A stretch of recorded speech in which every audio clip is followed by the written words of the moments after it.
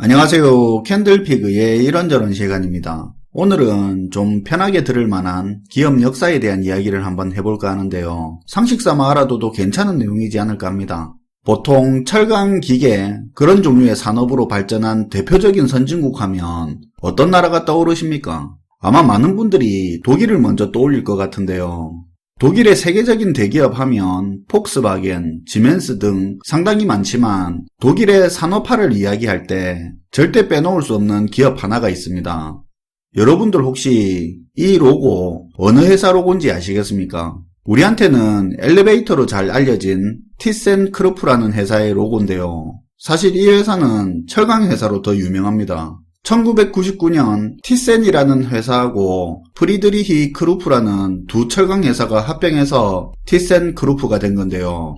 오늘 이야기할 부분은 합병하기 전에 크루프라는 회사의 역사입니다. 기업의 역사가 우리가 아는 시대 역사와 맞물려가는 부분이 많을 때 좀 더 재미가 있는데요. 크루프의 역사가 산업혁명부터 1차, 2차 대전 그리고 지금까지 엮여 있는 부분이 많아서 한번 소개를 해보도록 하겠습니다.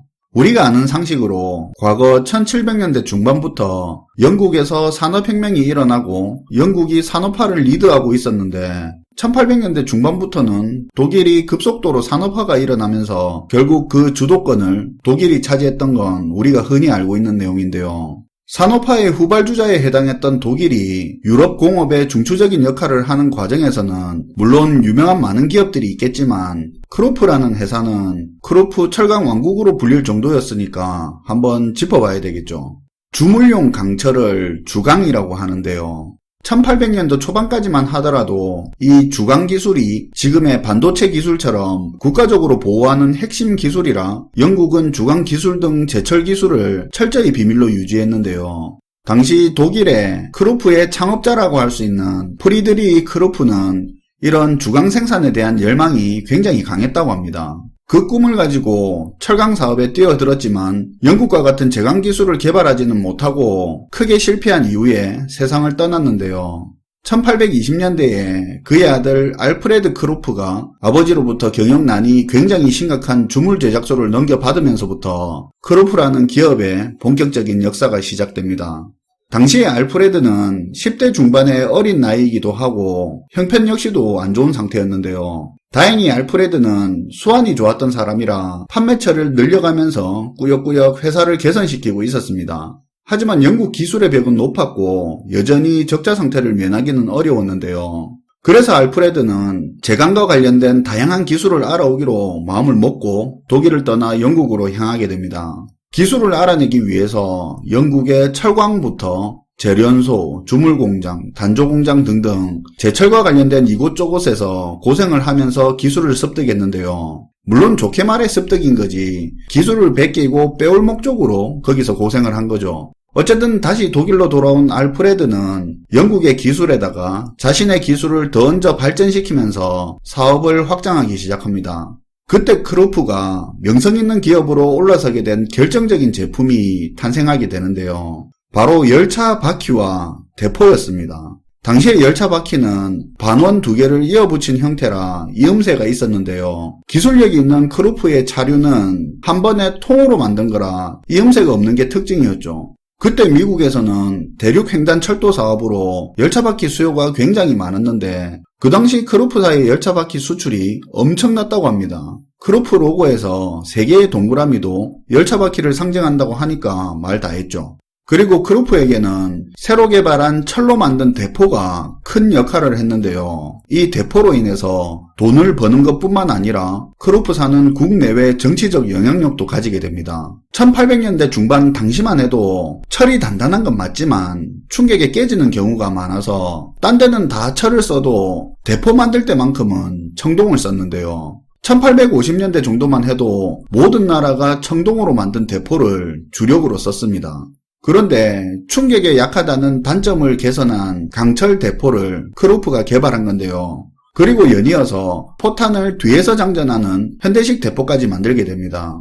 지금이야 당연한 거지만 1800년대 중반까지도 청동대포의 포구 앞에서 포탄을 장전하는 전방장전이 기본이었는데요. 크루프의 대포가 좋다고는 하는데 아무래도 기존의 대포들하고는 차이가 있다 보니까 실제로 사용하는 군부의 입장에서는 전술 전략 다 바뀌어야 되는 부분이 있어서 망설이거나 시험 삼아 조금 구매하는 정도에 불과했는데요. 그건 프랑스 등 다른 나라뿐 아니라 독일, 당시 프로이센도 마찬가지였습니다. 그냥 듣기 편하게 지금부터는 독일로 표현을 하겠습니다.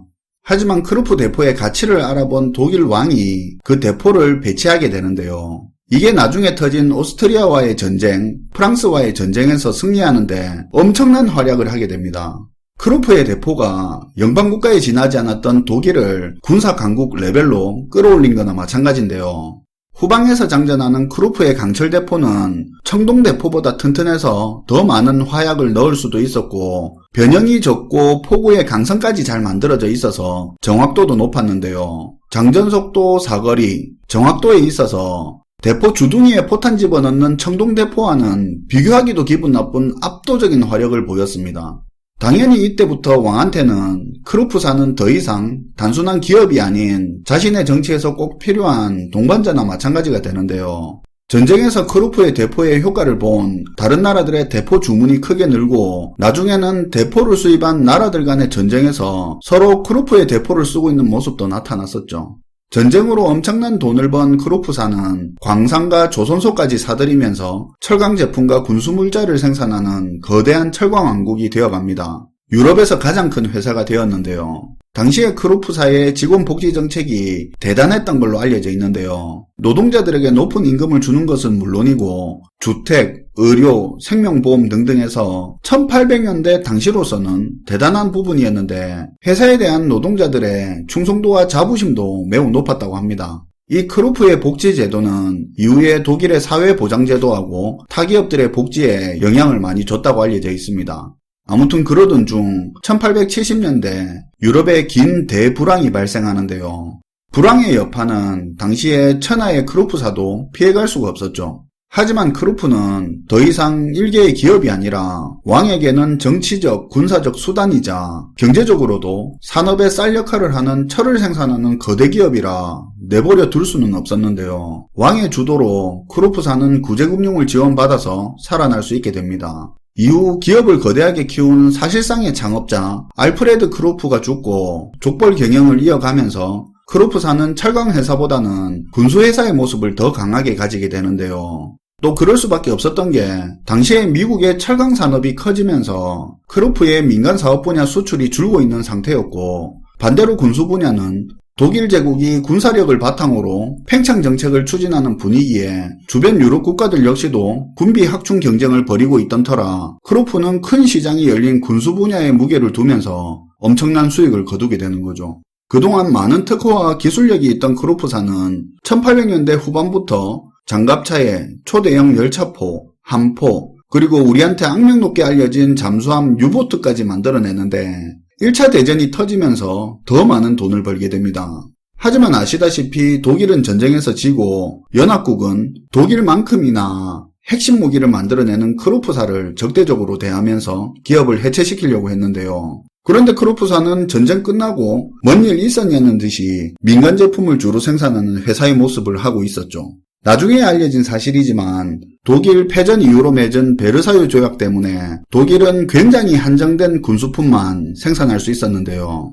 크루프사는 외국의 기업들을 인수해서 외국에서 군수물자를 우회적으로 생산하고 있었다고 합니다. 어쨌든 시간이 흘러 히틀러가 집권하면서 베르사유 조약은 쌈 싸먹고 나치 독일은 재무장에 돌입하는데요. 크루프사에겐 또 한 번의 기회이기는 했으나 이때 잡지 말았어야 할 나치의 손을 잡게 됩니다. 장갑차의 전함에, 잠수함에, 그리고 당시 전차전의 끝판대장이었던 타이거 전차까지 생산하게 되는데요. 히틀러에게도 크루프사는 중요한 회사였고 크루프사를 위한 특례법까지 제정해서 힘을 실어줍니다. 하지만 2차 대전이 진행되는 동안 크루프 공장의 절반 이상이 파괴되고 전쟁 이후에 강제징용과 같은 문제들로 크루프사는 전범기업이 되면서 해체될 운명이 되는데요. 그런데 웬걸 한국 전쟁이 터져버립니다. 국제정세는 이제 전범국, 전범기업 청산은 뒤로 하고 공산주의를 막는 데 올인하는데요. 소련을 중심으로 한 공산 세력과 맞서기 위해서 연합국은 독일과 일본의 산업화를 추진하고 전범국이라 제한됐던 많은 조치를 풀어주게 됩니다. 크루프사는 다시 기사회생하는 기회를 가지게 되는데요. 여기다 전후 붕괴된 독일 경제가 살아나면서 크루프사도 다시 유럽에서 5손가락 안에 들어가는 회사로 회복을 하죠. 하지만 60년대 후반 과잉 투자가 또 문제가 돼서 사세가 완전히 꺾여버리는데요. 서독 정부가 구제금융을 해주는 과정에서 크루프 가문 족벌 체제로 운영되던 기업이 전문 경영인 체제로 전환이 되고 기업도 개인이 아닌 재단 소유로 넘기게 됩니다. 이후로 자동차 관련 산업, 엘리베이터 산업에도 진출을 했는데요. 그런데 중국의 등장으로 철강 경쟁이 심해지고 2008년 금융위기 때 추진하던 사업들이 크게 타격을 받으면서 기업이 상당히 위축되게 됩니다. 작년에는 엘리베이터 사업 부문을 유럽 사모펀드에 매각하기도 했고요. 현재는 티센크루프의 모태라고 할 수 있는 철강 사업 부분도 적자가 커져서 매각 이야기가 나오고 있는 상황입니다. 오늘은 티센크루프가 되기 전 과거 엄청났던 크루프사에 대한 이야기를 해봤는데요. 크루프는 독일의 산업화를 중추적으로 이끌었고 독일 정부와 독일 기업 복지제도의 틀을 만드는데 큰 영향을 준 기업이기도 하지만 다른 한편으로는 권력과의 유착관계 그리고 강제징용과 같은 전범기업의 역사까지도 가지고 있는 그런 기업이기도 하죠. 우리가 엘리베이터 회사로 잘 알고 있는 회사가 그런 역사가 있었다는 걸 재미삼아 알아두시고 오늘 하루도 화이팅 하시길 바라겠습니다. 지금까지 캔들피그의 이런저런 시간이었습니다.